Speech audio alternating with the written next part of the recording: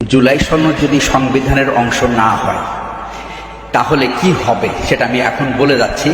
আমি যদি বেঁচে থাকি এটা দেখবেন, আর বেঁচে না থাকলে আমি দেখব, বেঁচে না থাকলে আপনারা বা ভবিষ্যৎ প্রজন্ম দেখতে পাবে। প্রথম কথা হচ্ছে, জুলাই সংবিধান এই সনদটা শুরুতেই করা উচিত ছিল, কারণ এই সরকার কিন্তু সংবিধানের ১০৬ ধারা অনুযায়ী হয় নাই। এই সরকারের কোনো পরিচিতি এই সংবিধানের মধ্যে নাই। তার মানে তারা দে কেম আউট অফ নেসেসিটি, সেটা আমরা যে নামই দেই না কেন।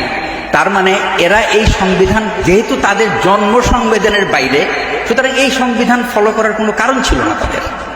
তো তাদের কি করা উচিত ছিল, একটা সনদ তৈরি করা উচিত ছিল, যেটার উপর ভিত্তি করে এই ইন্টারিম পিরিয়ডটা তারা চালাবে, এবং ওটাই তখন আইন হয়ে যেতে পারে।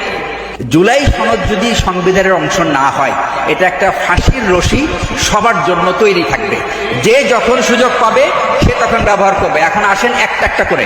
প্রথমে যেটা হবে সেটা হচ্ছে, যে ক্ষমতায় যাবে সে এই জুলাই সনদ না দেওয়ার ফলে এই জুলাইয়ের যত হত্যাকাণ্ড হয়েছে তাদেরকে সেই হত্যাকাণ্ডের সুযোগ গ্রহণ করে তার রাজনৈতিক প্রতিপক্ষর গলায় ফাঁসি চড়াবে।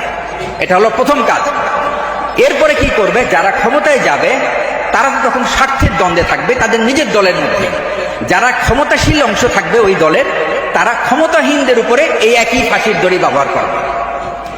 আর এই অরাজকতার মধ্যে যখন ২-৩ বছর পরে আওয়ামী লীগের, দুঃখজনক হলেও সত্য, আওয়ামী লীগের আসার পথ সুগম হবে, তখন তারা এসে বিএনপির প্রত্যেকটা লিডারকে এই জুলাই সনদটা অন্তর্ভুক্ত না থাকার কারণে তাদের গলায় ফাঁসির রশি চড়াবে।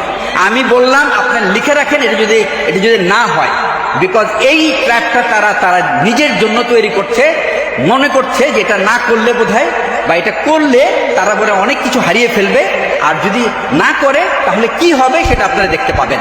আওয়ামী লীগ কোনোদিন, বিএনপি কেন, জামাত কেন, কোনো দলকেই ছাড় দিবে না এই জুলাই বিপ্লবের কারণে। এটা আপনারা লিখে রাখতে পারেন। এমনকি যারা আমরা কথা বলছি তারাও এটার শিকার হতে পারে।